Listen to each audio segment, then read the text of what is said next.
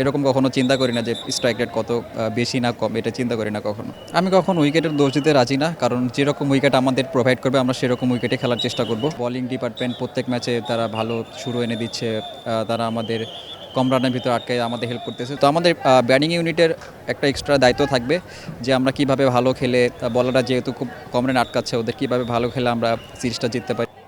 Second one day ম্যাচটা জিতে সিরিজটা সমতায় ফিরিয়েছে বাংলাদেশ।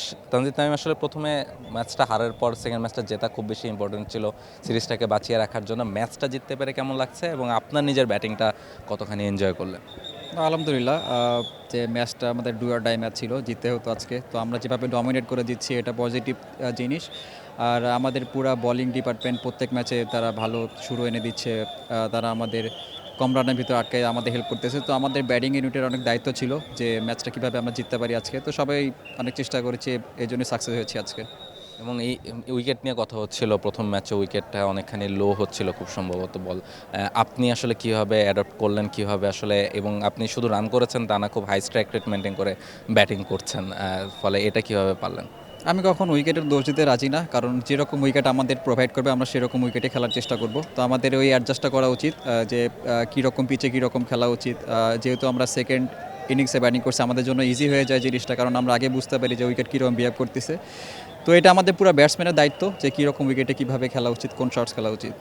এবং আপনি বাংলাদেশে এখন পর্যন্ত একমাত্র ব্যাটার যার ওয়ানডেতে স্ট্রাইক রেট 100-র উপরে। মানে এইটা কি আপনি আরও বাড়াতে চান, নাকি স্ট্রাইক রেটের ব্যাপারটা কি আপনার মাথায় কাজ করে যে ওয়ানডে ফর্মেটে একটা ভালো স্ট্রাইক রেট নিয়ে ব্যাটিং করা? কখনো মাথায় এটা কাজ করে না। আমি সবসময় পজিটিভ থাকার ট্রাই করি এবং আমার নর্মাল খেলাটা খেলার ট্রাই করি। এরকম কখনো চিন্তা করি না যে স্ট্রাইক রেট কত বেশি না কম, এটা চিন্তা করি না কখনো। শেষ একটা প্রশ্ন, যে সিরিজের শেষ ম্যাচটা চট্টগ্রামে, নিশ্চয়ই সেখানের উইকেট ডিফারেন্ট হবে। সেখানে আপনাদের ব্যাটারদের কি স্ট্র্যাটেজি থাকবে? কেননা পার যা স্কোর হয় সেটা বোলাররা আটকে দিচ্ছেন অনেক সময়, তারপরও ব্যাটাররা অনেক সময় চেস করতে পারছে না, যেটা ফার্স্ট ম্যাচে হয়েছিল। ফলে যেহেতু ভালো উইকেটে খেলা হচ্ছে, ফলে ব্যাটারদের উপর চাপটা আরেকটু বেশি থাকবে কিনা? লাস্ট অনেক দিন হয়েছে চিটাগাংয়ে খেলা হয় না, তো আমাদের ওখানে যে প্র্যাকটিস সেশন আছে, তো চেষ্টা করব যে কিভাবে উইকেটটা অ্যাডজাস্ট করা যায় এবং উইকেট যেরকম বিহেভ করবে